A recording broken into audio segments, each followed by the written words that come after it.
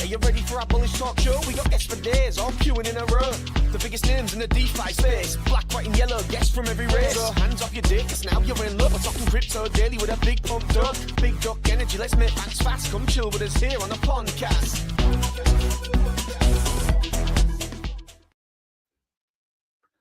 Good morning, everyone. Good afternoon and good evening, wherever you are. I'm happy whoever is listening, whoever is tuning in, and whoever is going to listen eventually to this amazing podcast.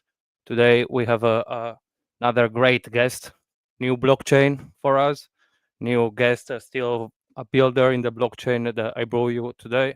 We have Jack from HBAR, which we're going to dig a little bit more into HBAR specifically later on. How are you today? I'm really good, man. Excited to be here. Thanks for making this happen, for hosting. Shout out to CC as well, a massive HBAR community member and onboarder to Hedera, and she obviously brought us together to set this up. So yeah, just always excited to chat, talk HBAR, and see how many people we can onboard today. Yeah, big mention as well from the Pond as well. The CC, honestly, since she joined the Pond as well, so she's part of our community. She is honestly a great community member, always active, always happy to make new connection. In fact, I met her on another chain as well. I met her on Sui. Nice. Eventually here we are talking about HBAR from a project on Solana. I love it. So gotta love Web3. Yes, that's one thing as well that I always repeat to everyone, that there is no limitation, no borders, no money limitation either, especially when it comes meme tokens or generally any kind of crypto project. So if you want, we can start a little bit. If you want to tell me a little bit about you, your background before cryptos. How old are you, if you like? Where do you live?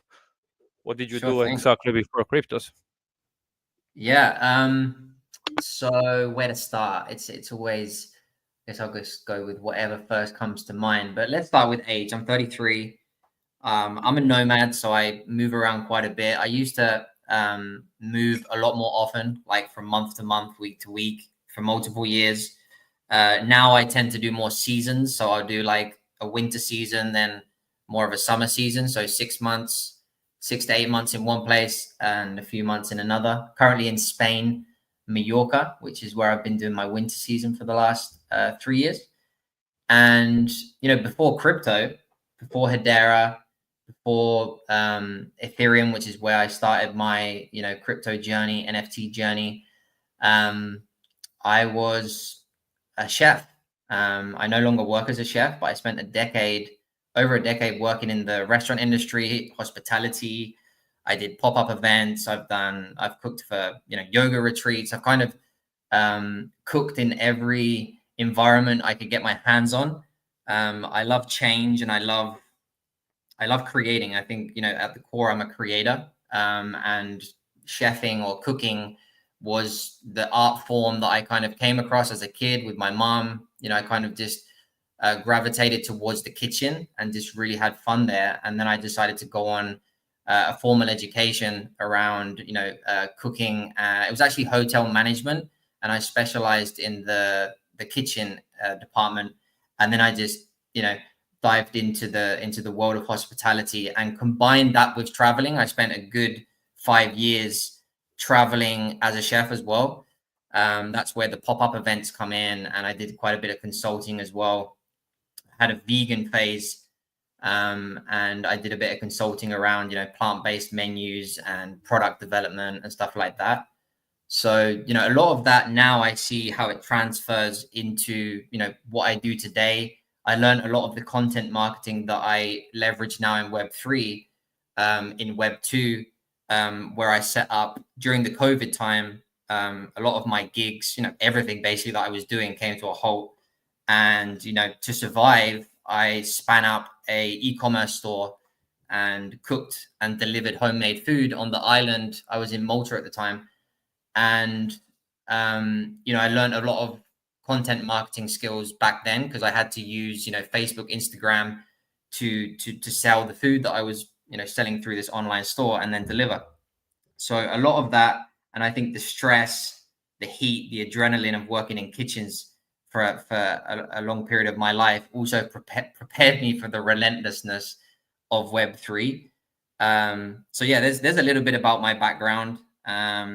Chefing for over a decade, then kind of got crypto curious, especially through NFTs, and I could just see how it was going to impact the creator economy, and how, I slowly started to understand how, tokenization, not only of, the tokens that we know or real world assets, but actually of the online communities that we've been building in Web2. We have social media, which really empowered creators to build communities around their passion and then monetize it. The next step with Web3 will be the tokenization of those communities, and all the different kind of verticals and avenues that NFTs and tokens enable creators to do, right? It's new ways to monetize, new ways to engage, build communities. And yeah, I mean, we can dive into that as well a bit later, but yeah, before I ramble on anymore, there's my intro. You mentioned the fact that your Web2 skills, your real life skills, anyway, you brought them into the crypto space. And is one thing that it was in common with the previous guest, that from his experience, he learned so many things in life that eventually, when he came to adapt his skills into a Web3 environment, it helped him a lot for making the right connection, to find the right product, find the right blockchain for his product. And all of these things, a lot of people, they take it in a little bit too easy way sometimes. That's why I like to focus as well on the background of people like you, that you not only have an idea, but you actually make a plan for it, and eventually you are kind of making it, I would say. So did it happen something specific, an event more than anything else, that brought you into cryptos? Like you said that you like NFTs. Was it first an NFT experience? Was it first, I don't know, traditional finance that let you down? What kind of experience or event you can mention more than anything? Yeah, it was definitely through NFTs. And, back in my Web2 time, where I was, doing the e-commerce and learning, not just as a practitioner and, experimenting trial and error with the content marketing, but I was listening a lot to Gary Vee, someone that, puts out so much content. I kind of see it as a university of content marketing for free on YouTube, or, whatever channel you decide to consume of his, because he's everywhere. And he started talking about Web3 and NFTs, and then he launched VeeFriends, and he could see it straight away, like how social media, Web2 with social media. Initially, it was just a handful of people that realized that social media makes sense for my business. I'm going to set up a Facebook page. I'm going to do this. I'm going to do that. Content. Okay, this is the new way to market. And now everyone's on social media and everyone's doing content marketing, whether they're doing it intentionally or not. Every post we put out, whether it's from a personal account or a project account, it counts towards brand awareness and marketing, right? Whether you're selling anything or not, it's still branding. So as I was listening to him talk about Web3, it just made sense. The way he explained it, based on my experience with the content marketing and where social media was heading. And I didn't buy a VeeFriend just because I couldn't afford it at the time. But it definitely got me curious to start looking into NFTs. Obviously, he launched on Ethereum, so that was kind of my gateway to kind of start exploring. And yeah, I just started having a look around. I didn't even have an X account back, or I did, but I wasn't active on X. So I was really just, trying to figure it out. But that was the door that opened me. And what year was it? So that was 2020, 2021, I'm going to say. Okay. Around During about the that last time. bull cycle. Yeah, exactly. So I bought a bunch of NFTs for quite a high price that are now worth nothing. That's basically what it means, I remember right? there was the NFTs hype. I mean, I wasn't there, but I hear a lot of people that were there at the time. There was the NFT hype that a lot of people are kind of expecting as well, coming back in a certain point of the cycle. One thing I learned, for example, about NFTs is that there is not only the artistical side of it, for how much definitely brought people in the artistical side of it, because you mentioned earlier that there are real world asset NFTs, there are real NFTs that may be into gaming as well. There are NFTs Mhm. for I saw something in the process basically of products, real products. You can save a lot of money and a lot of illegal and counterfeit documents through NFTs that they are going to Mhm. prove on chain all the process, all the certificates of specific products. And NFTs are definitely something, in my opinion, with the real world assets now taking taking a little bit of the scene. I would say the NFTs are going to do something that maybe in the next cycle people were hoping for. But with this one, then now again with the utility comes a stability of price, in my opinion, and it's Mhm. something very bullish, in my opinion, for NFTs in general. So you started with NFTs, and you said Ethereum. What brought Mhm. you into HBAR? When did you find HBAR, and what can you tell us about HBAR that is different to other blockchain like Ethereum in this case? Yeah, for sure. So I spent a couple of years on Ethereum, dabbling with NFTs, buying NFTs. I guess I would kind of see NFTs as kind of like an access pass to all these different communities that I would, some I would gravitate more towards. So I would end up spending more time there, and I'd ask questions. I kind of volunteered my time and energy, I guess, as well, just to, whatever skills I had at the time, I could, help the project with. I mean, it's such a privilege what the intimacy we have with founders, right? If you own an NFT of a collection, and let's say they have a token gated space where you can engage with a community, but a lot of the time the founder will be present as well. So we've never really had this dynamic between founders of startups and community members. So if you're eager to learn, it's never been easier to really and I learned this very early in the kitchen just by watching a chef cook, or watch a founder build a project in Web3, because a lot of it's built in public as well, right, with the community. You can learn so much. So I spent 2 years on Ethereum, just taking it all in, absorbing everything I could. And then Manu, the founder and CEO of Kabila, where I still work to this day, I hadn't heard of Hedera at this point. um, and he reached out, and he was looking for someone who was passionate about Web3, understood Web3, and also spoke both English and Spanish, because the original team at Kabila is Spanish, and not all of them speak English. So Spanish is their first language. They speak English, but they wanted someone that also was native English, because they wanted someone to head their account, the X account, and do content marketing, and really build from the ground up the community, and that content marketing funnel from X specifically. So it was kind of a stars aligning moment where I seemed to be the perfect fit, and I was like, it was a no-brainer for me. It was like the first opportunity, or paid opportunity, that I'd got in 2 years, that I'd been just learning and giving my time for free, right? So that was a big moment for me, and that was the moment I found out about Hedera. Manu told me about the vision that they had at Kabila and why they'd chosen Hedera, and I was like, let's do this. Like, I was sold straight away, and that was the beginning of my journey on Hedera, starting to meet other founders and community members, because I would host weekly spaces from the Kabila account, obviously create the content and engage, and within a few weeks, few months, it was home, and that was just over 2 years ago now.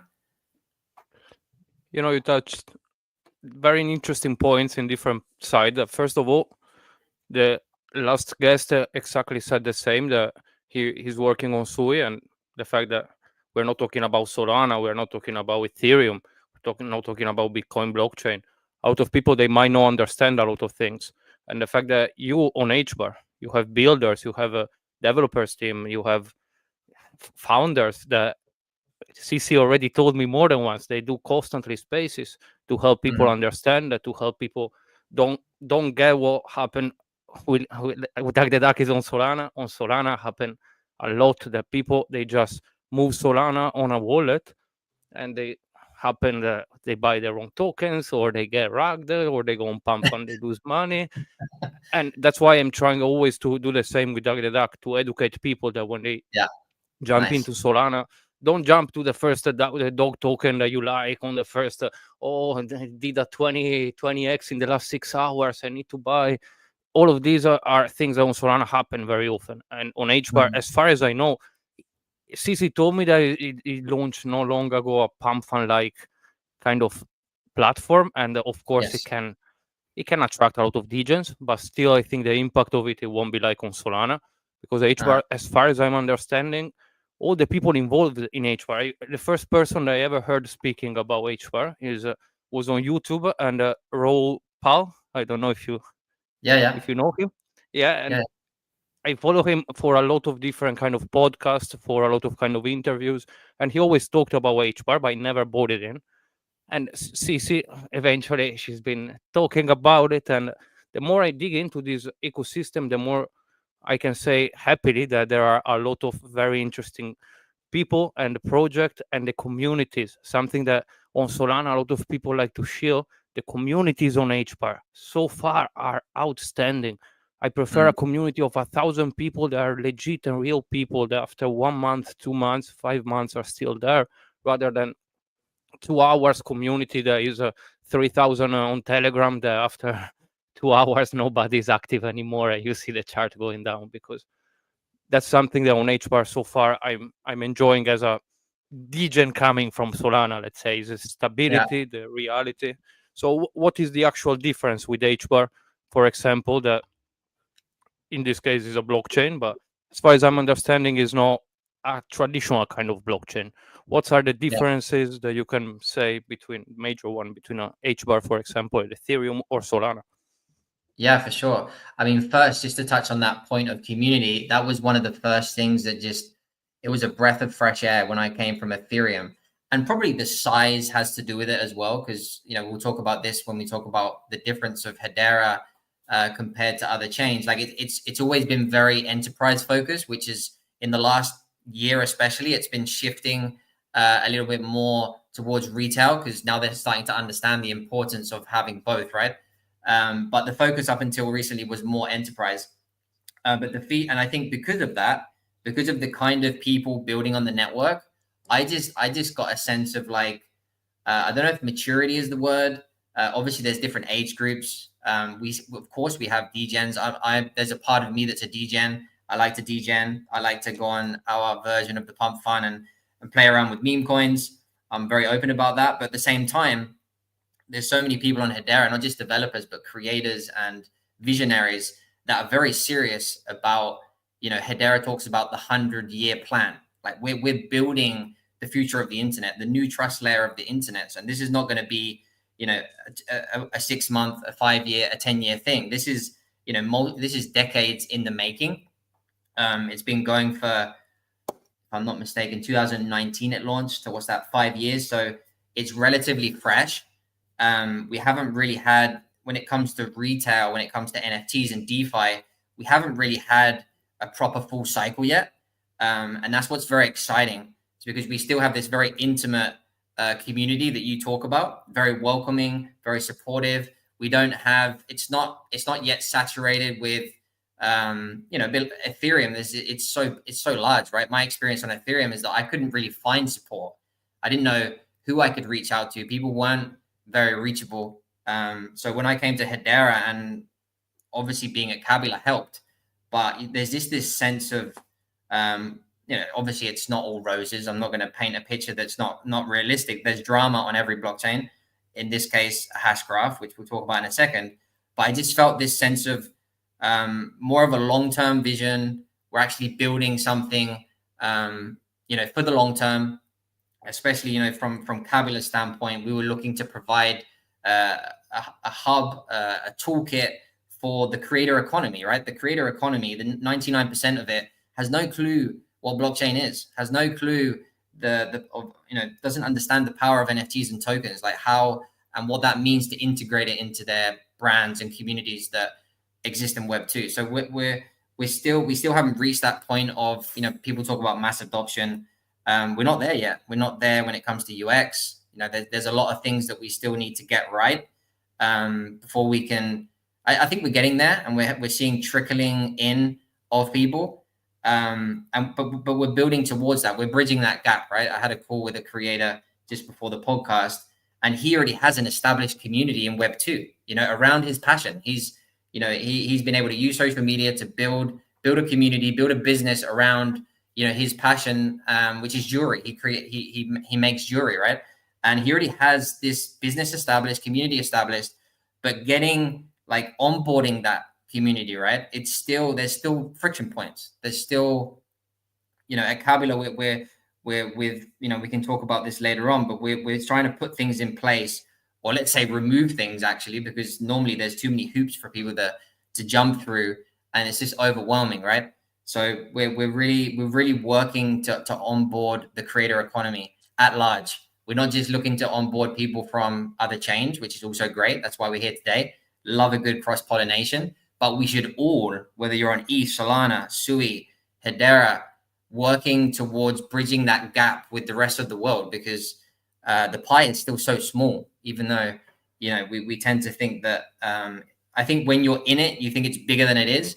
But then when you start talking with people in real life, you're like, okay, we still got a way to go, I kind of went off on a tangent with all there. cryptos, isn't it?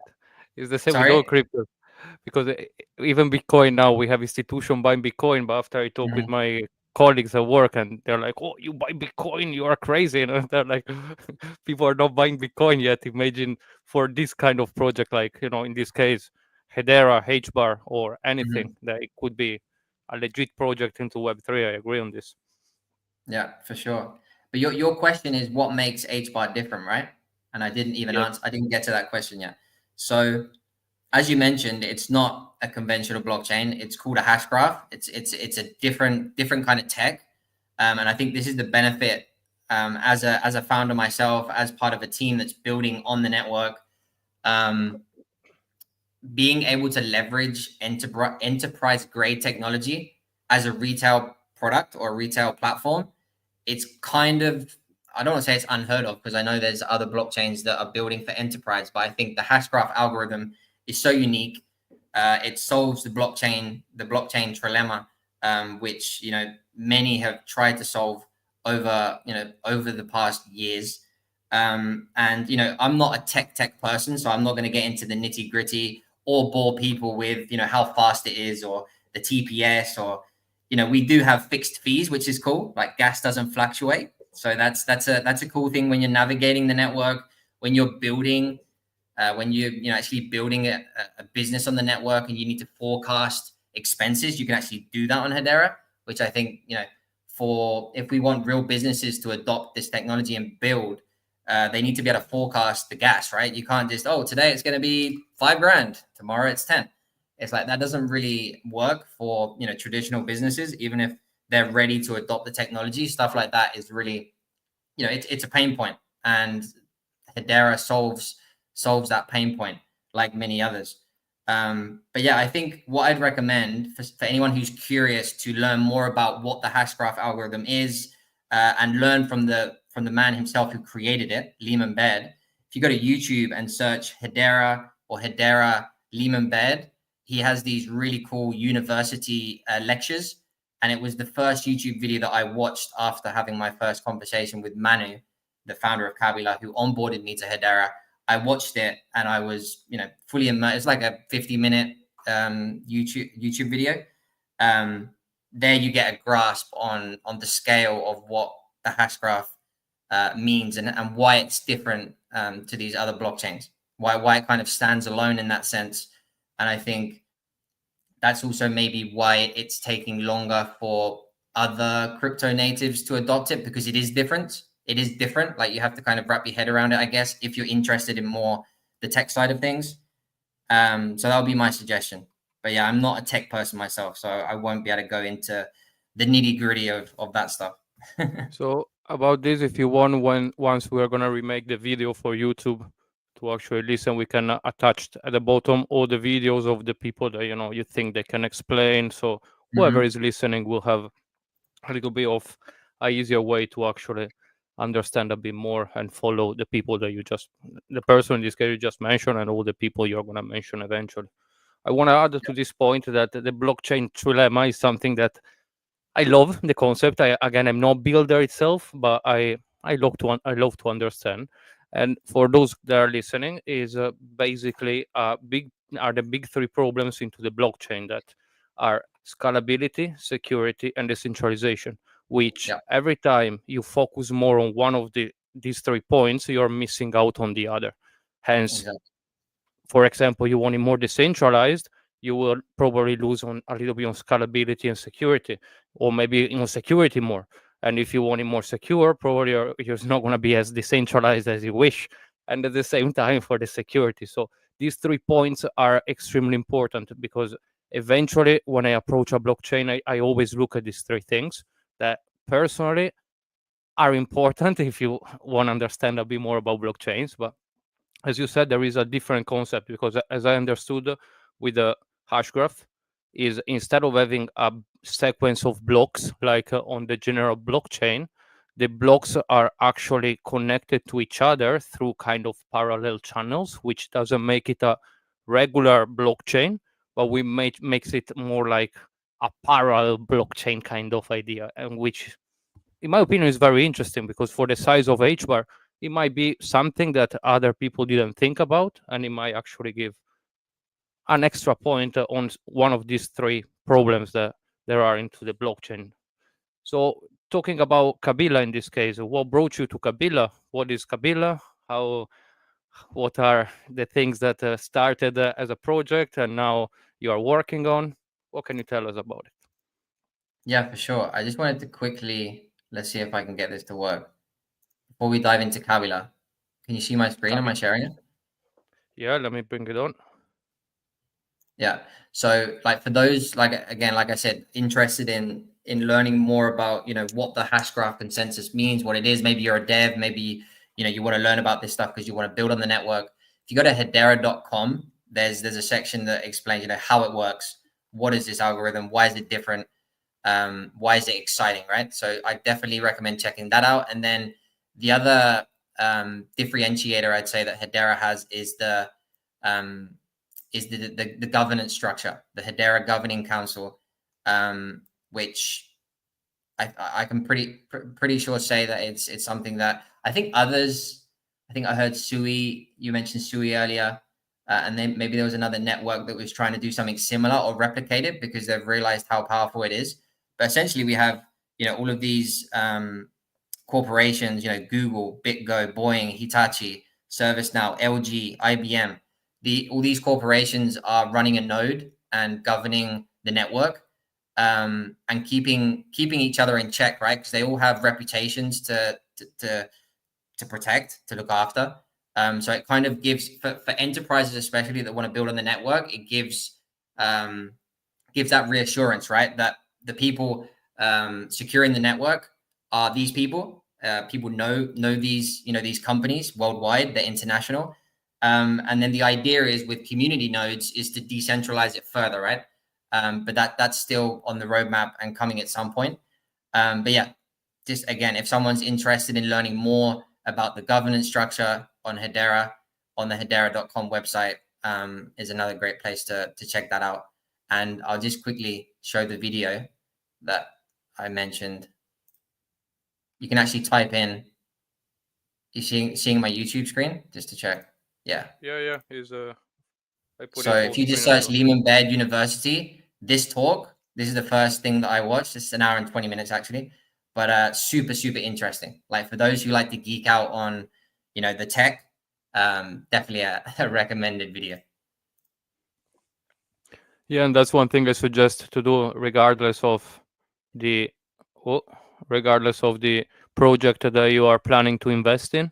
That could be a layer one, could be a meme token, could be NFTs. Always do a little bit of research, check the website, check what they say, try to understand a bit more than just, oh, I can make quick money with this, because unfortunately it's not only about making quick money. I mean, luckily I would say more than unfortunately, but unfortunately for some people, because again, here we are building, in my opinion, we're shaping the future of technology with Web3, and it's something that a lot of people they are forgetting.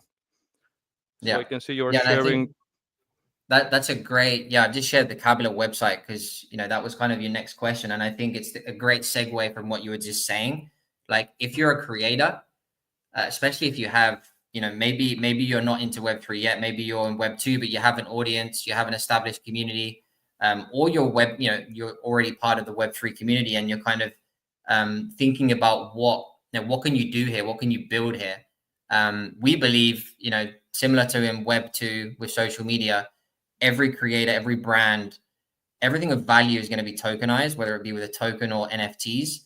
At Kabila, if you can pop my screen up here on the stream, we're building an all-in-one hub for online communities, creators that either have those audiences and communities on social media already built, or they're building them from the ground up. They can tokenize those and leverage NFTs and all the different fun stuff that you can do with NFTs, right? To whether it's to sell your artwork, whether it's to set up a token gated social space, whether it's to crowdfund. Maybe you want to crowdfund a platform that you want to build. NFTs are a great way to do that. There's a long list of things that we know that we're already aware of the fact that we can do them today, and I think there's so many more that we're yet to discover as more creators enter the space and play around with platforms like Kabila, where you can. We've got our HBAR wallet as well, which allows you to navigate the rest, whether it be the tools where you can create your NFTs from scratch, distribute them. We've got airdrop tools, we've got art generators, we've got a launch pad, which will be the equivalent of a shop front to sell those NFTs. We've got the market. I can actually pop over here because this is more impressive than the website itself.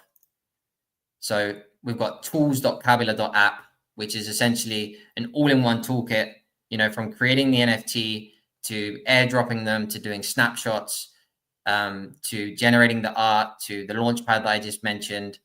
You can create tokens on here as well, so fungible tokens, multi-sig wallets for the project. So we're really trying to build that all-in-one solution, not just for creators that are in Web3 already, but for creators that are looking to integrate Web3 into their already existing business model, or community that they have on in the Web2 world, and they want to integrate NFTs, right? So yeah, that's basically what Kabila is. We're providing an ecosystem for creators to tokenize their communities and leverage NFTs in the way that they see fit, right? Because there's many ways you can do that. One of the important things that we focus on quite a bit is ownership. We had Web 1, which allowed us to read, Web 2 that allowed us to write and engage, and Web 3 that allows us to own. Web 2, we built these, let me just go on X for reference, because we all live on X, right? I have my profile here, 28,000 posts, 7,000 followers. I've been building it up for 2 to 3 years. And with, if X decided that I did something that's not allowed for whatever reason, or even if they just made the mistake that they thought I'd done something, even if I hadn't done it, they could just suspend my account, right? And this happens a lot, not just on X, but it happens on, many social media platforms, because they have full control. That I've been pouring my time, my energy, my love, my effort in building this account and providing value however I can through the content, building a community, and then all of a sudden it's gone. So with NFTs, and one of the latest apps that we launched on Kabila called Plazas, which are essentially token gated social spaces where, I like to say, convert your followers to holders, because then you own, similar to when you have someone's email, you now own that relationship, right? And it's on chain. Like, that relationship is now on chain forever. And you can then give them access to what we call the Plaza, which will kind of be, a Web3 native Discord / Patreon, where you can give access to holders to, a chat, but also to certain content and stuff like that, right? So we really see Web3 as a way for creators to take back control. We love to talk about self-custody when it comes to wallet and tokens, being your own bank. But what if you owned your data, your content, your community? What if we flip the dynamic of ownership, where platforms have to fight over providing the most value so that we actually stay on their platform, because we're no longer bonded to it. We're no longer locked into it, but we can take our community wherever we go, right? From DApp to DApp rather than app, right? Decentralized applications. I think we envision a future where we have, similar to plazas, we have, decentralized applications, which are the new social media, where we have holders rather than followers. I think they're going to coexist. Like, we're not going to be X is not going anywhere. Elon's going to make sure of that, and I think it provides a lot of value for the top of the funnel. But if you want to build a more intimate community, monetize that community or that audience like people would do through an email list, then that's when you convert them to holders and you bring them into your token gated social space, and then you can deepen that relationship, educate, spark curiosity, and then maybe you have a course, or maybe you have art, or maybe you have music, or whatever it is that you want to monetize. Monetize your passion, tokenize your creativity. That's essentially what you can do with Web3. So at Kabila, we're providing the infrastructure for creators to do that, in a nutshell. So you touched a lot of different points. I would say Yeah, that first of all, I would like to say that for all the people listening, and for all the people that made it so far, and all the people that they will listen and they will make it so far, we have a giveaway decided with Jack here that I'm gonna share only through the podcast. So it's more like a proof of listening of people. So if you want, you can. Now I'm gonna show the, let's say, image of it. And because Kabila, as we said, is a, as you mentioned, is a wallet as well. So it's like a, let's say, a phantom wallet for Solana, for MetaMask is like one of these kind of concept as well, not only.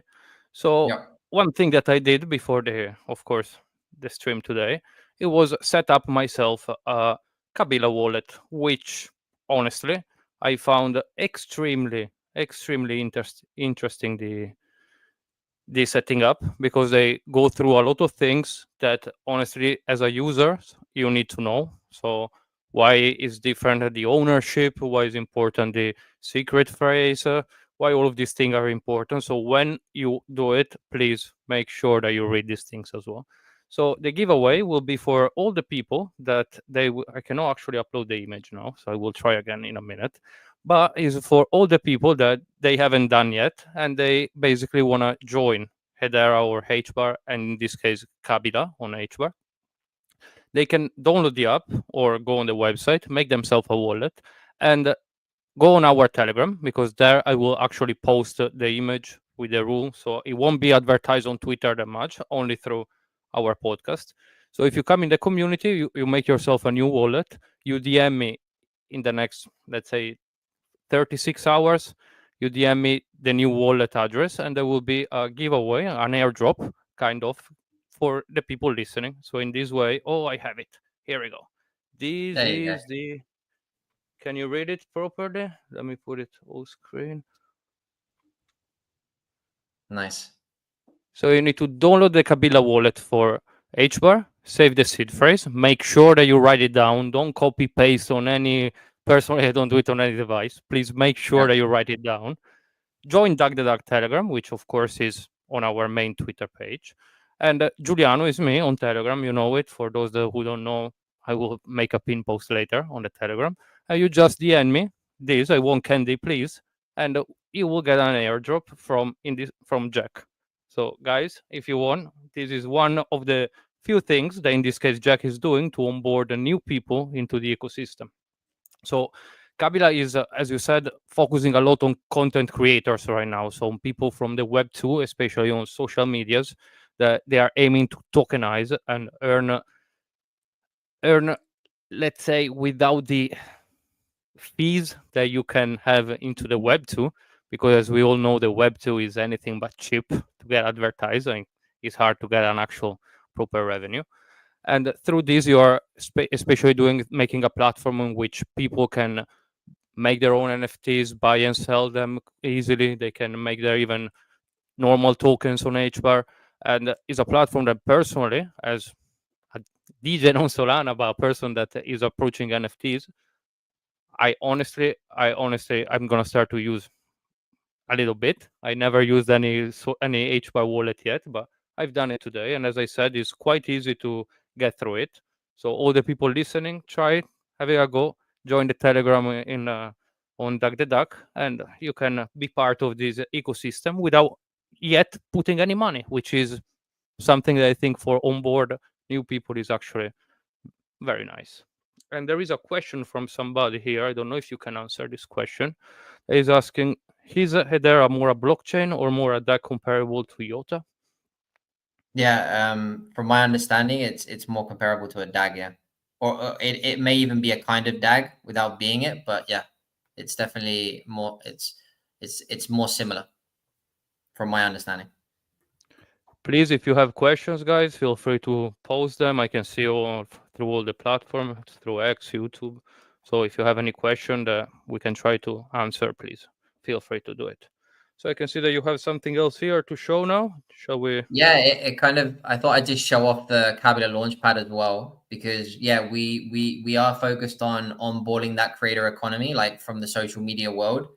They could be content creators, but you know, as we've seen in Web 2, you can build a community around any passion, and then monetize it. So you know, it could be comic books, it could be music, it could be you know, as you can see on the Launchpad here, we have a couple of artists selling albums in the form of NFTs, right? It could be, let me try and find one here. Could be that you're selling NFTs tied to a meme coin. Like if you're, you know, this is the leading launchpad on Hedera currently. So, you know, we have all kinds of NFT launches happening. We have, I don't know if you've heard of the term INOs. It essentially means initial NFT offering. And a lot of the time when that's used, it means it's tied to a token presale. So people use the NFTs to do the presale of a token, and then airdrop the token, whatever allocation is, you know, tied to that NFT before the TGE, so before the token generation event. So we see all kinds of use cases. You know, NFTs are great for, you know, community building and marketing, to monetize creativity, you know, different forms of creativity, to crowdfund. You know, we used NFTs at Kabila to crowdfund Kabila. Like we've had multiple mints over time. Obviously, we have, you know, we've had grants and outside investors as well to build such a platform. But for smaller creators that don't necessarily have the ambition to build the next DEX or, you know, anything like that, they could simply be crowdfunding a fun game or just a community driven something. You know, as you know, it could be literally anything. So yeah, I just wanted to highlight that. And the launchpad here, these are kind of little shop fronts come through. I think the UI is really clean. You just connect your wallet, you know, buy your NFT, and there you have it. So all of this is, you know, I will dig permissionless a as bit well. more into NFTs in a second only. So hello again. I asked another question right now. For That sure. is Kabila for comparable? Is probably you can utilize Kabila on OpenSea. Yeah, so I'll just quickly share it again because that's another part that I didn't share. The Kabila market. So the Kabila market is divided between Launchpad and Marketplace. So if you can, you've got my screen up now. So yeah, it's comparable to OpenSea in the sense that we have the secondary marketplace. They also have a Launchpad as well, right? So you can launch collections on OpenSea as well. So I don't think it's self-service with OpenSea, like permissionless. I think you have to. I don't know how it works exactly because I haven't done it, but as far as I know, you have to maybe apply for launches with them and then they set it up. I don't know if it's fully permissionless and self-custody. So that would be the differentiator, I guess. Everything on Kabila's permissionless and self-custody when it comes to NFT launches. And the marketplace itself, obviously, that's, you know, for people to trade peer-to-peer. But yeah, you could compare it in some sense. Like it's a component, right? We have the wallet, the Launchpad marketplace, the plaza, which would be the token gated social space, which I could pull up in a second as well if you'd like. And then we have the academy as well, which we haven't touched on, which essentially, you know, tools are great, but if people don't know how to use them or they don't understand the potential of those tools, then, you know, people are not going to use them. So we've got the Kabila Academy as well, which, you know, it gives you an introduction to NFTs, to, you know, why tokenize your community? What's the point? You know, and then NFT strategy, and, you know, a lot of fun stuff over there. If anyone's curious to learn more about NFTs and why, you know, maybe they want to consider launching some NFTs, that could be a cool thing to check out as well. In fact, yeah, I want to get to my actual next question because, as I said, NFTs are something I'm learning about. So I want to ask you for, you know, probably there are some people as well listening that they already heard about NFTs. What actually is an NFT compared with a token, as you said? Can you tell us the difference and a little bit more about it, and why as well you choose to focus on NFTs personally on the Web3 rather than, again, a meme token or a utility? I mean, Kabila is definitely utility, but you're focused more on NFTs. I think, you know, it's interesting, right? Because the market and the narrative, they kind of evolve. And I think, honestly, as a project like at Candy, we have NFTs and a token. So I think the combo can give you, because they're different. In, you know, one's more liquid than the other. The token being more liquid. One has art that can, you know, with a PFP collection, you have, you know, unique pieces of art which you don't have with the token. So there's aspects of both that can feed into each other and they can complement each other. I think as a project, I'm not saying every project should have NFTs and a token. Just saying it is a combo that can work. But going back to your question of NFTs, you know, if you look at social media and PFPs, like we have the PFPs currently on this screen, PFPs have been around forever, since the dawn of social media. They're not going away anytime soon. And, you know, even if we talk about a meme coin, let's say I hold a specific, I hold, you know, some Doug. If I want to flex my bag, yeah, I can make a post about it, but what's a better way? I want to, you know, a PFP, which would end up being an NFT, right? So I think community identifiers, branding and marketing from a community-driven perspective, like the power of NFTs is, you know, it's unprecedented. It's nothing we've ever seen before in the terms of leveraging an audience or a community to, you know, promote something, an idea, a vision together, right? You can do that through a meme coin. Yeah, you can just have one image and everyone can wear the same image, sure, the coin or whatever.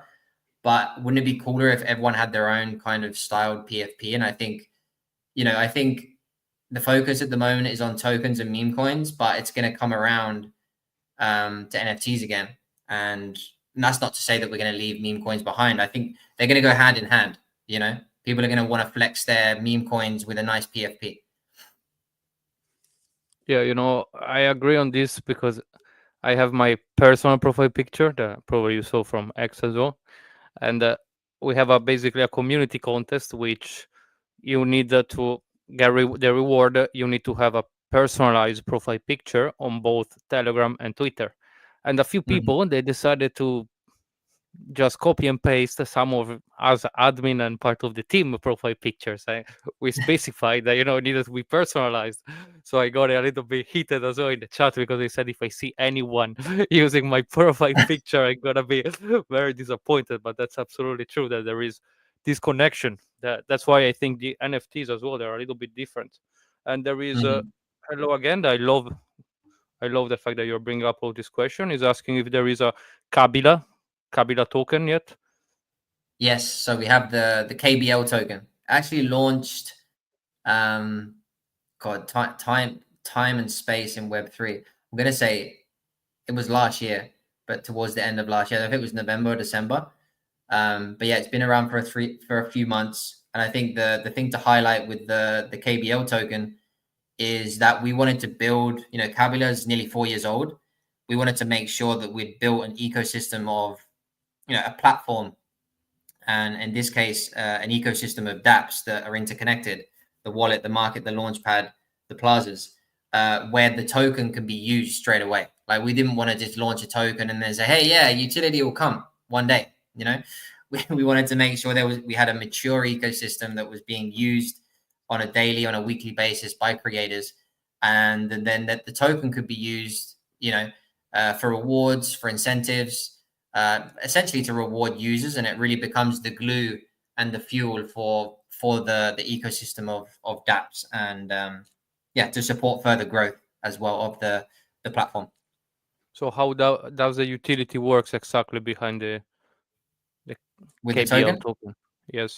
So I'll give you a couple of examples. On the Launchpad, for example, if you, instead of charging people HBAR for your NFTs, if you were to set it in KBL, you get a 50% off Launchpad fees, which, if you're doing a big mint, that could be a big chunk of funds that you save. So that could be one example. In the plazas, I'm not sure if it's integrated yet, but we have a tipping feature where if someone posts in your token gated space, your plaza, someone can tip you because maybe that it's provided them value. Think of like a post on X.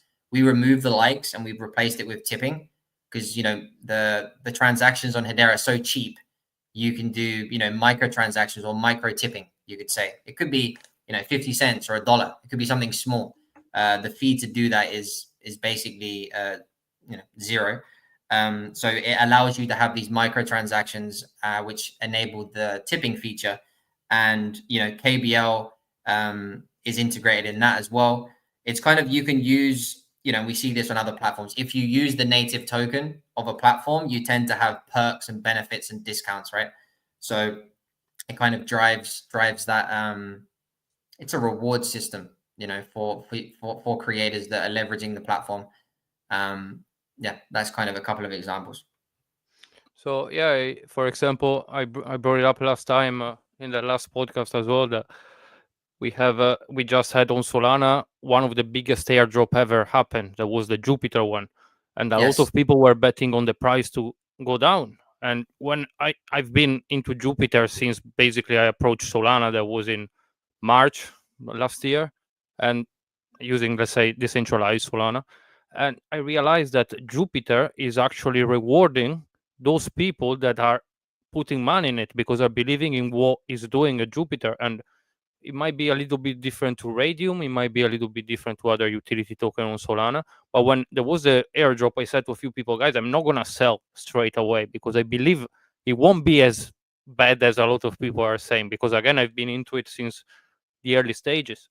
And that's in fact what happened. I didn't dump a lot. It did probably a 5% dump when the people claimed it, and after it was a 25% up in the next day. That's why I think a lot of utilities, once it's given a utility reward system, as you just said, that is not only to, oh, you buy this token, you hold it, and you get, eventually it's going to go up in price. Or as you said, that some people, they have a platform, they launch a token without actually having utility yet, and they just say, oh, we're going to do it. All of these things can happen in cryptos. And the fact that you said you wanted to have an actual idea behind, that's, in my opinion, very good, because it first can give, again, price stability. So on those days, it might be a little bit red the market. The fact that you have a very strong community that is investing in your platform, not only gambling on a token through your platform. That is the big difference. That's why I think I am personally an investor mostly. I love trading, but I'm an investor. I buy when I hear and I listen to an idea. I buy and I put the money that I can put on that one, communities and ideas, because you cannot have only the idea and you cannot have only the community. That's why I think you are doing, honestly, a great job, guys. And you have, I can see you have a little screen popping up here. I thought I'd just get the token, the KBL token, in people's subconscious, so they can see, because I do like the token and the color of it. But no, more than that, if people go to kabila.app/token, like here, they can look more into depth of the tokenomics, the utility of it, because there is it's not running yet, but there's essentially there's a governance aspect with a token, right? The direction of the platform, maybe features or proposals that the community wants to see implemented. So we've done that since the very beginning, always taking on feedback, and creators from the community that have been using the platform have helped us shape it, right? But there'll be like a more of a formal governance structure as well, besides the perks that you get on the different applications as you use the token. But no, if people wanted to check out the more details regarding the token, they can do it on the website. So we have another question coming from CC. What is a token association on HBAR? Good old GC. Yeah, it's interesting. I didn't mention that because now we have frictionless airdrops, which kind of solves that friction point. Because it's a security aspect, which I love, but it also created certain friction when you're onboarding people. Sorry, I got an alarm there. So basically, if you want to receive a token or an NFT into your wallet, you first have to associate the token ID, which would be the identity number, let's say, of that particular NFT collection, or the token. Let's say the KBL token has I think it's 8 or 9 digits. It's like a code that you would just copy paste into the wallet and click associate. Once it's associated, you can then accept airdrops into you can receive. Sorry, I could send you some of that token, right? If you didn't have it associated, then I wouldn't be able to send it. So it really safeguards you from spam tokens, scams, and stuff like that. Like, it keeps your wallet nice and clean. My experience on Ethereum was I just got consistently airdropped garbage, and probably a lot of it scams if I would have clicked on links and stuff, right? So that aspect, that security element, I really love of the token association. When it came to airdrops, it kind of became a bit of a friction point. So recently there was a development that passed and got implemented called frictionless airdrops, where within your Kabila wallet, for example, at the top right, there's a little inbox. So if you don't have a particular NFT or token associated, like I just explained, it will appear in your inbox and you can decide to accept it or decline it. So it still will never, just drop into your wallet. That will never happen. But now with this frictionless airdrop mechanism that we have, you won't miss out, right? So if you forget to associate a token ID, or you don't do it because you don't know how to, it will just pop up in your inbox. You open it, you're like, oh yeah, the candy token that Jack sent me from the podcast, I'll accept that, and then it'll drop into your wallet. So yeah, to the question of CC, it's a security measure, and now without that friction point that we had before. So basically, that one it will be only on, in this case, Kabila wallet. What's that? Because Sorry, the frictionless. Yes, because as far as I know, there are other big wallets so as well. The leading wallet on Hedera currently is Hashback. They also have the same inbox feature as well. So if you have a Hashback or a Kabila wallet, I'm not sure. There's a couple of other wallets, but I'm not sure if they've implemented that feature because it is relatively new. But with those two wallets, you can't go wrong. Like Hashback, Kabila, they both have that feature, so you won't miss out on the airdrops. So if let's say I don't have that option activated, how if in case you need to airdrop me, if you send the token, for example, and I didn't activate your contract yet, because as far as I understand is let's say is a contract address in a way for those probably that are approaching the idea. So it's probably the same that when you're on that screener, you do copy paste of the contract address. That's probably what it is. So in case I don't have it yet in my wallet, that token is getting lost, or once I activate it, I'm gonna get it. So if you just share the screen that I just put up, I'll just quickly show you. Is it up? Yep. Cool. So this is the Kabila wallet, and like I said, Hashback, they have the same little inbox here.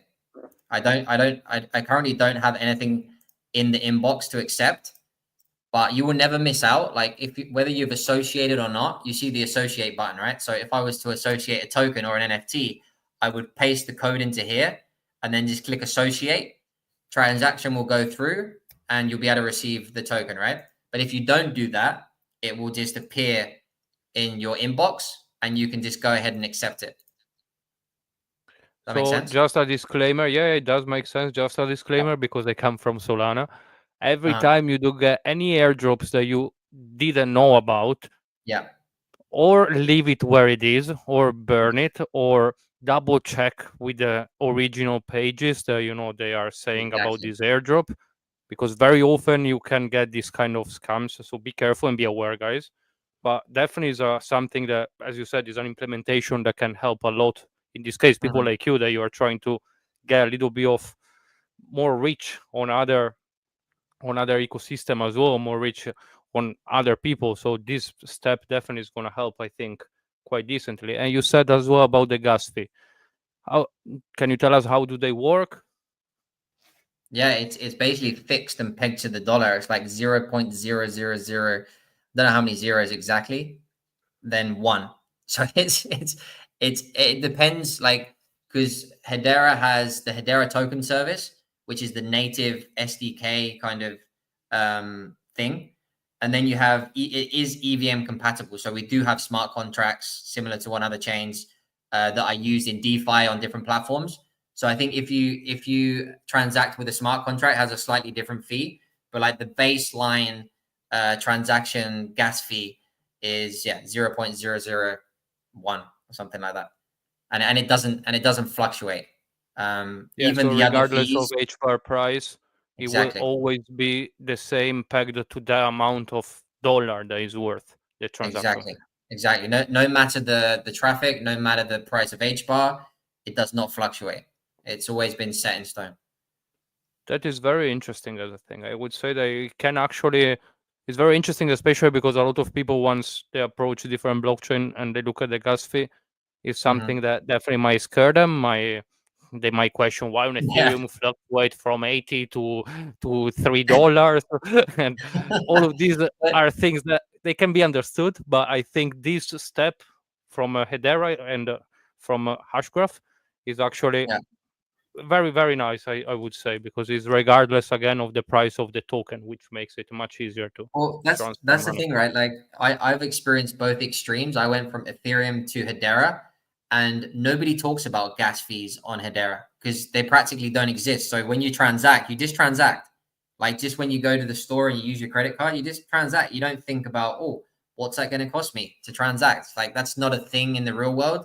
So Hedera's made it so it's not a thing on Hedera. It's like you just go about your day, you swap your tokens, you buy your NFTs, you don't think about gas because it's practically non-existent, and that Let's say, is like that's how it needs to be in my opinion.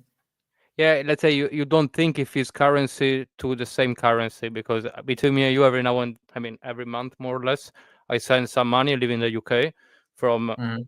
UK to Europe, and I send cryptos since I started to buy cryptos, because again the gas fees with cryptos are completely different to traditional finance in this case. So banks, Yeah, between banks, they change the exchange rate, they decide the exchange rate, they decide fees. While of course if you are, for example, in the US, you need to send bank to bank, definitely people don't really make that much of a fuss, probably. For I don't know how much is in the US, for example, the transaction fee for banks to banks, but in the UK, for example, is zero basically.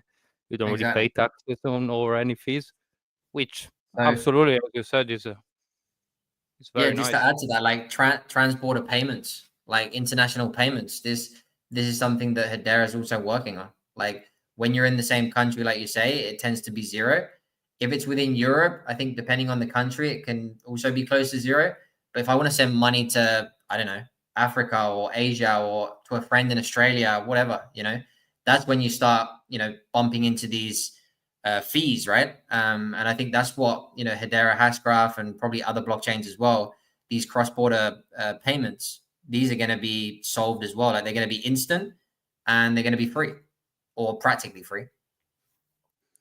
I would like to add, and after we can move a little bit forward, I would like to Mhm. add as well that we were talking previously about Web 2, Web 3, how it might work. And one point about this of traditional finance and Web 2, one thing that a lot of people, they, in my opinion, don't know is that very often, the Web 2 track down your IP address and who you are through your digital identity.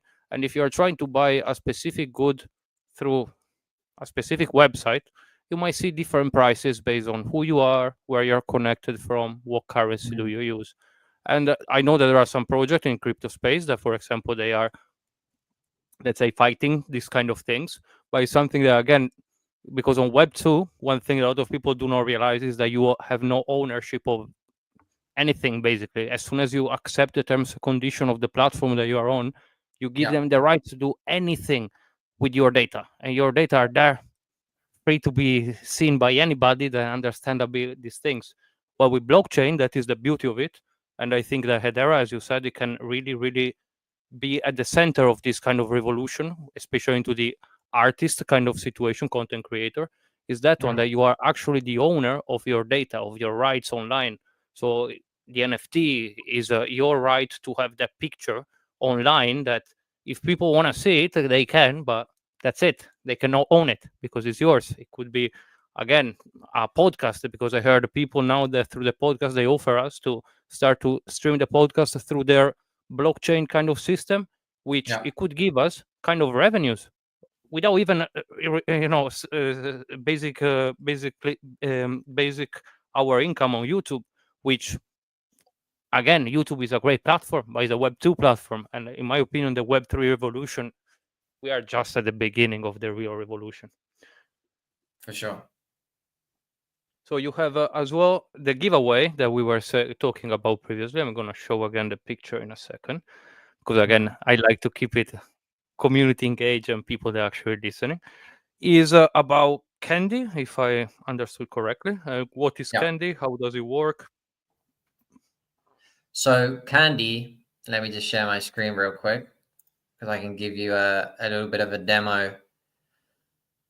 Where is it? I'm not seeing it.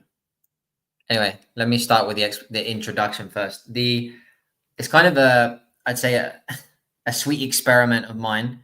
Initially, as a creator within the space, I decided, I never imagined having my own token originally. But then, as you meet other founders and you learn, a lot of what I do, whether it's through content or building, is to keep learning as well, right? It's a creative outlet. It's a way for me to keep learning. And when I realized I could use a token to onboard people, I was like, hang on a minute, what if we had a candy machine that enabled people to set up a wallet and then claim a free candy, right? As kind of like their first HBAR experience. So I kind of, obviously I'm cutting the story short, but basically I presented the idea to the community. Want to launch a token, want to build a dApp so we can onboard people to the ecosystem. Obviously, there was an NFT launch, which allowed us to crowdfund the token and the liquidity pool, like the launch of the token. And one thing led to the next. And now we have, a dApp that has staking rewards, liquidity rewards. It's compatible with all HTS tokens, which is the native layer on Hedera. So all tokens that are native to Hedera can be processed through the Candy machine, which is essentially a claim page or a rewards page where you can distribute tokens. So let me try and share the page so you can get an idea of what I'm actually talking about. And I'll share the flow with you. So if you let's say you're new to Hedera, and I send you, or someone sends you to the Candy machine. Bear with me, then I'm gonna pop it up. Okay, yeah. Here we go. So if I was to send you the link, candyhbar.com, or someone sent you the link and you went to the site, this is what you would find. It essentially says, claim free candy every week. You can actually come back every week and claim another free candy if you wanted to, but it's more, it's just one candy. It's not financially worth anything for now. But it's a first experience, right? It's a symbolic way to say, hey, welcome to Hedera. Here's your wallet. You can come down here. You don't have a wallet yet. Set up a Kabila wallet, set up a hash pack, go to your App Store, Google Play, whatever it is you're using, set up your wallet, come back to the Candy machine and connect, which is what I'm going to do now.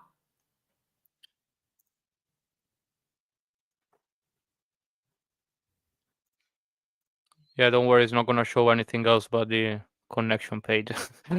All good. It won't show so you see, I just logged in now to the Candy machine, and we have a banner at the top which we changed. We recently launched the liquidity rewards. So those who provide liquidity to the Candy token get rewards every week. But what you'd see here, first of all, is what you're able to claim. If you're a new, you're new to the ecosystem, you don't hold any NFTs, then you'll just have one candy to claim. You go ahead and claim it. I'm going to claim it right now so you can see how it works.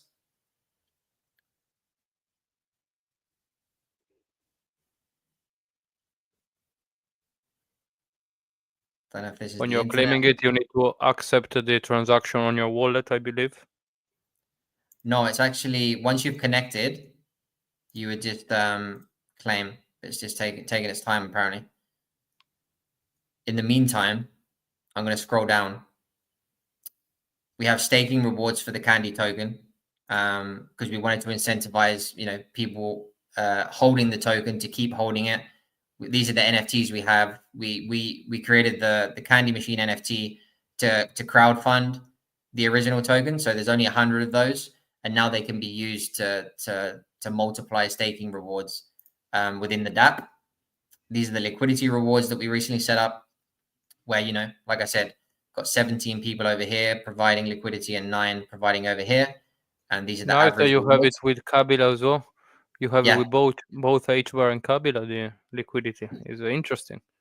Yeah, we originally set it up with HBAR and oh, we got the video now. So when you claim, this is the video that plays. I don't know if you can hear the volume.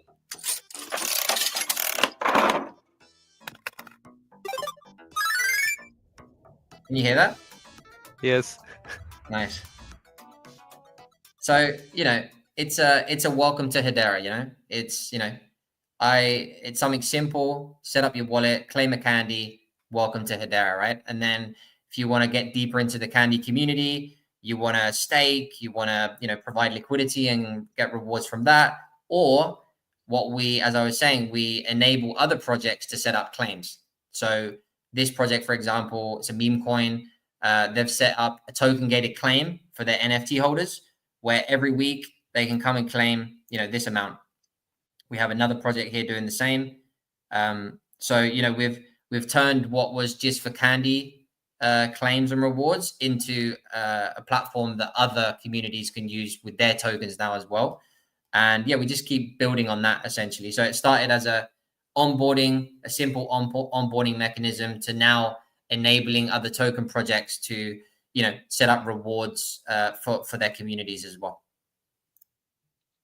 It's very, very nice as an idea because that is exactly the proof that, in my opinion, HBAR is very much community driven, regardless of the project you are building on, because you are trying to onboard other people to use this kind of concept that you are using, which, in my opinion, is exactly what help a whole ecosystem to thrive. Because one thing that I want to say, that personally I join spaces, especially Duck the Duck, let's say as a speaker for Duck the Duck, but I do it with my own profile as well. And on HBAR spaces, that is the thing again that I know I said it already, but people are extremely, extremely welcoming, regardless of if you are into cryptos or not, what blockchain you would normally work on or not. They don't shill HBAR. It comes out as a conversation, of course, but they don't tell you buy HBAR, come here, buy this, buy that. And I go on some spaces that you have 2 minutes to make somebody wanting to buy your token. And I always say, how can I make in 2 minutes, make myself buy a token? I won't, because I'm an investor. That's why you need more time. And that's why platform like this one, like the podcast, are something that I'm pushing a lot to help a project like your one in this case, to have a wider reach and to have more people to listen to this. Because again, it might not be, it's no financial advice, but it might not be maybe your 100x in 1 year, but for the long term, if you start to believe in something, that's when you are not scared by the price drops or anything like that, because you believe in the project and you put effort in it. And as me personally, I'm a community member in Duck the Duck, but I believe in it. That's why I'm here. That's why I try to connect with people like you, that they have a story to tell. So somebody listening might be a chef now, and maybe in 2 years he will be a builder on HBAR because he listened to this podcast. And for me, that is more valuable. So changing one person's life is more valuable than making a 10x, making a 100x or 2000x. That's what people don't understand. This is the 1000%. kind of community that on cryptos, in my opinion, needs to thrive. The people that wants everyone to make it, Yeah, and just to add to that, this Candy project for me, the mission is to onboard, for me to learn, for the community to have fun, get be rewarded for engaging and participating and helping push the mission. Ultimately, if you believe in NFTs, Web3, crypto as the future, like the next internet, right? What's more important now is building your brand, providing value, onboarding people. We need to onboard the world, right? So build a brand, position yourself, and onboard. There'll be plenty of time to monetize and extract, if we want to call it extract. Right now we should be focusing on compounding, providing value, giving, onboarding, and creating, and making it a place where people want to come. Like, oh, that's like you said, the group of people that you meet, the vibes, the welcoming, that's in my opinion is what's most important right now for anyone, whether you're a community member or a builder. Like, if you believe crypto is the future, then that's what we should focus on. In fact, one thing that I do a lot when I go on spaces or even in the podcast is to mention people. And for example, I want to mention Davo, which is a community member, and he joined us through a community contest, but he's been working very hard every day, and I'm happy to see you here today, Davo. Very happy. And if you want, you can win some, in this case, get some free candy token as well. That is the concept. You can be onboarded through this ecosystem that it might be a little thing, this candy token, but eventually is bringing you into the HBAR community. So maybe if there is a space, if there is a Telegram channel or a Reddit post that is going to be about HBAR, next time you will be like, ooh, let's have a look. Let's get a little bit more of education about it. And that's why people like you are the people I want in this space, and all the people listening of the Pond, and not only. Please, guys, contact us if you have anyone like Jack here that want to tell a story, want to help people to onboard into something that is bigger than what you can even imagine. Please feel free, guys.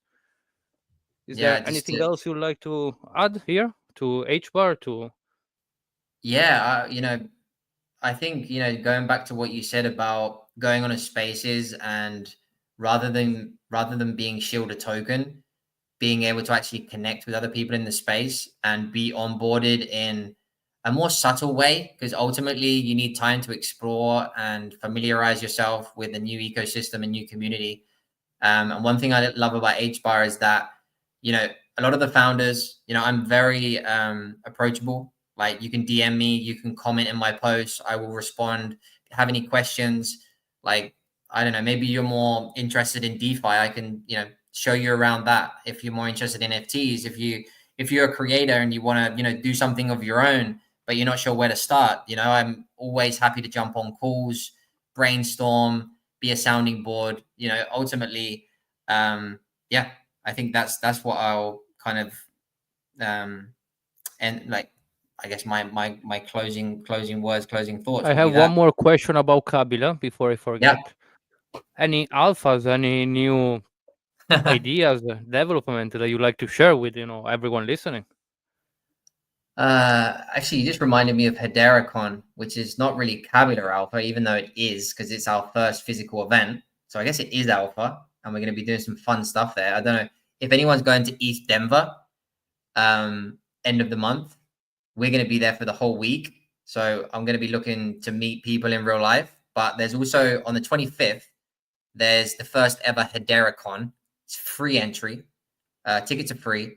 You can go on the website and find them. Just apply to get your ticket. It's a one-day event. There's only going to be 7 booths, and Kabila is going to be one of them. I'm going to be there with 2 of my teammates.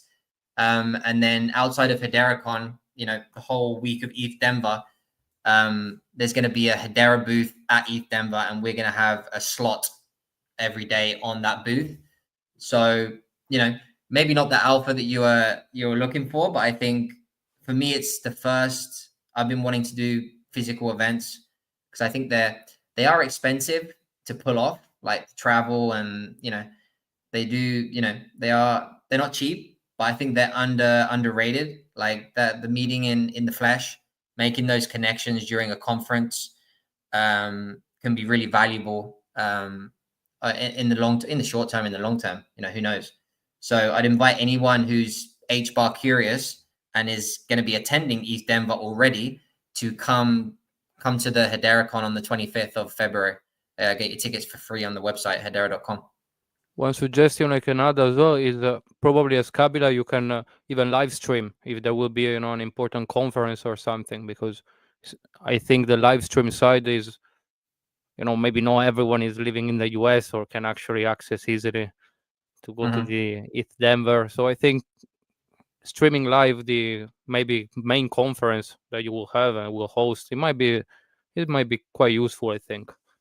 I'm pretty sure HederaCon's gonna be, it's either gonna be documented or there'll probably be some level of live streams or spaces happening on the day from different community members. So yeah, there will definitely be some coverage.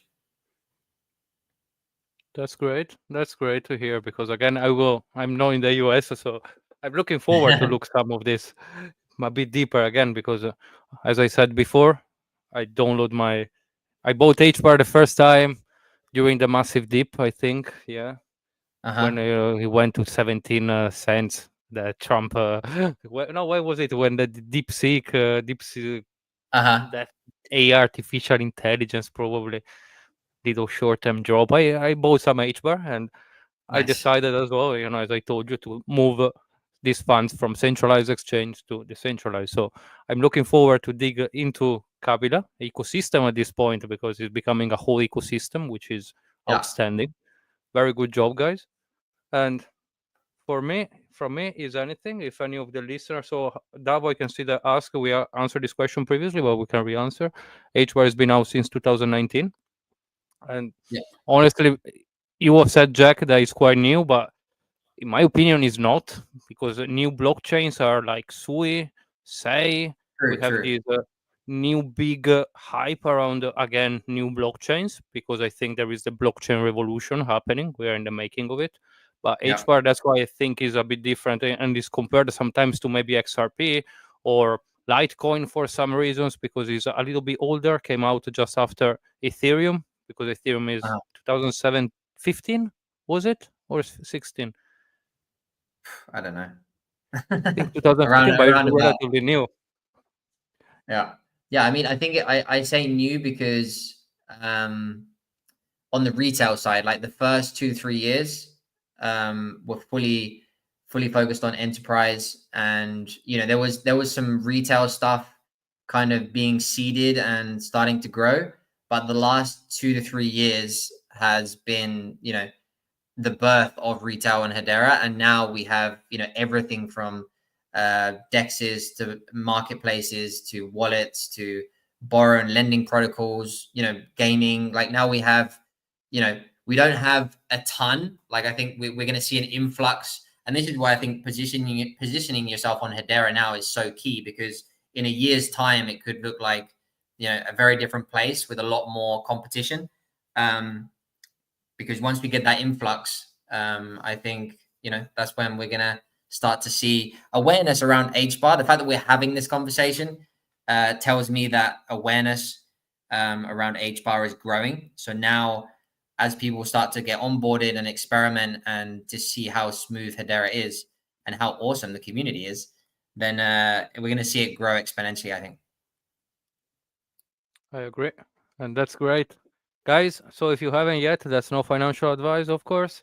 Buy yourself some HBAR. I did in the last tip, so I'm in gain right now. So that's why I'm saying it. But regardless of it, very, very interesting blockchain, and Kabila as well. Very, very interesting. So as I'm going to show again for the last time, the giveaway. There is not really a giveaway. It's actually an airdrop made again by Jay here. Maybe I'll just comment on it briefly, because it says free candy token and NFT, and that's correct. But it might not even be a candy NFT. It might be a really cool NFT from another collection or another community on Hedera. Basically, if you set up a Kabila wallet and send your wallet ID to Doug, I'm going to send you some candy, and a surprise NFT that, you know, could be a community that you really vibe with and you connect with on Hedera. So we'll have some fun with those NFTs and see which one you get. I really like the idea. And there is another last question that I would like to answer personally, because first of all, hello again. I don't know if you are into the Duck Telegram yet, but Mm-hmm. please join, because all of these questions I will be happy to discuss them with you. And I'm here for this reason. I love educating and learning new things. So about this centralized part, I just want to say on this side that unfortunately a lot of big layer ones are not as decentralized as you wish because of Yeah. the noding and validation systems. So he showed previously, Jack, that a lot of the nodes and validators are run by real companies like Google, Mm-hmm. LGs. So yes, on your side, probably it might be centralized and not as decentralized as maybe other people wish. But Mm-hmm. on the other side, one thing that I want to add is that having a full decentralized blockchain is one of the hardest thing you can do, because keeping a computational solution for the algorithm accessible for everyone is very hard. So if you want to mine Bitcoin nowadays, you will need to spend a lot of money. But if tomorrow nobody is mining Bitcoin, the Bitcoin algorithm will be so easy that in a week time, probably you will be able to mining from your computer. And this Yeah. is one of the reasons why centralization and decentralization, everyone has their own way to approach it. But me personally, the validation system is extremely important to understand how centralized or decentralized it is a blockchain. But it's not the only topic that we can talk about. That is the only thing. So I will hope that you are going to join the Telegram if you are not yet. Hello again, because I love these conversations. Yeah, for sure. Let me add to that topic of the decentralization, because I think there's two parts to it. There's the nodes, right? The validating the network, which, yeah, you could say that Hedera for now is more centralized than others because we have the governing council members running their nodes, but we don't have the community nodes yet. Hedera's taken an approach of let's start more centralized, and as we solidify the foundation, we decentralize it more. And, you know, from a Web 2 point of view, that makes more sense. Whereas other people have just thrown themselves in the deep end and started from decentralized and then tried to figure out the governance, which I think is the other aspect, right? Like, who decides what happens on Ethereum? Is it the validators, or is it Vitalik and a group of other developers in a room? Especially You know what I because how mean? can you prove who owns the validators? That is one thing I always question. But like they're not making decisions. I mean, like when it comes to the development of the network, the validators are just validating. They're not making decisions, right? I assume it's Vitalik and a few devs in a room. I might be wrong. I might be ignorant what I'm saying right now, but it makes more sense for skilled developers that know what they're doing and what they're building to make the decisions, right?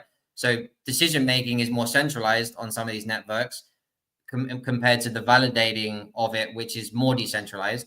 On Hedera, we have the validating is more centralized, but when it comes to governance, there's, you know, monthly council meetings between all of these organizations, and if something needs to change or shift, it needs to be signed off by all parties, right? It's not just we get together and we make a quick decision. That's why things can move slower, but the governance itself is more decentralized on Hedera than most other chains. So I think there's two sides to the decentralized or the decentralization topic, but that's, you know, a topic we can unpack another time. Yes, because as we mentioned, before in the podcast, so you can, if you just tune in now, you can re-listen to it later on. We literally mention as well the fact that there is the trilemma of in the blockchain world, Yeah. which if you're missing on decentralization, I hope you are gaining on security and scalability, which in this case, as you said before, Hedera is quite secure as a blockchain. It's It's the definitely more most. secure than a lot of other blockchains. It's got a fun name. It's Byzantine, a synchronistic Byzantine something. It's Yeah, ABFT. yeah, I But know, yeah, I know. it's I talked quantum about it secure. with Axel Dev briefly Yeah. about the Byzantine problem, of which, yes, of course. And all things again that I'm happy to discuss with everyone listening on the Telegram or on Spaces, guys. We are all here to learn. How about, oh, he's getting deep now. Are you still up for answering a few more questions from Hello again? Or Shall Yeah, we? give me another one. I will have to jump off soon though. Okay, let's go. Last one. How about security exploit? I read that there have been some exploit in the compiling process in some smart contracts. Is he referring to a specific something? Because there's the security of the network and the native services, and then there's the smart contracts, which obviously each company or whoever creates the smart contracts for their DEX or borrow and lending protocol, and how they are then audited externally or by a third party. So Hedera is EVM compatible, and you can use smart contracts. But the most secure way to build on Hedera would be using the native SDKs, Hedera token service, Hedera consensus service, and all of that is validated by the structure that we just talked about. Yeah, I would say that even on Solana, because that is the concept of a smart contract, that anyone can make a smart contract, Exactly. but it's up to you checking for the legitimacy of this contract, because that's why I never, when I'm looking for any project, I never type in just the name of the project unless I'm on X. Otherwise, if I need to buy something on the X, I always check for the contract address, or as we said on HBAR, the identity. Is that right? Yeah, say again. The identity, how do you call it? The contract address on HBAR? The name of the native services, or No, that you said earlier about the CC asked the question about like when you audit a smart contract, when you get it on the audited. token association. Yeah, on the token association, when you do the ID of the contract. The token ID. You see, the token ID is that's the Hedera native token service, right? So we have the token association, which would be the equivalent of the contract, or the contract of the token, but it's native to the Hedera network. If you're using Exactly. a smart That was my contract, point. From there, I will use the ID of on a Hedera, exactly. because I'm learning terminology on the Hedera blockchain. Hash graph I learned today. I will learn a lot of other new things. In fact, guys, Anytime, please, brother. Any questions you have, you can reach me, and goes the same for anyone tuning in. If you have any questions, just drop me a DM. this is amazing. Guys, thank you very much for tuning in. I hope you enjoyed this talk. And as Jack just said, if it's not enough, reach out. He will be happy to answer the question or put you in Exactly. contact with whoever can help you. If I don't have the answer, I'll find someone who does. That's one thing I found a lot on HBAR, and that is amazing. Thank you very much, Jack, again. Enjoy Pleasure. the rest Thank you of for your hosting. day. And see you on the Telegram, guys, for the candy giveaway. Yeah, I look forward to sending those out. Have a great one, everyone. Thanks.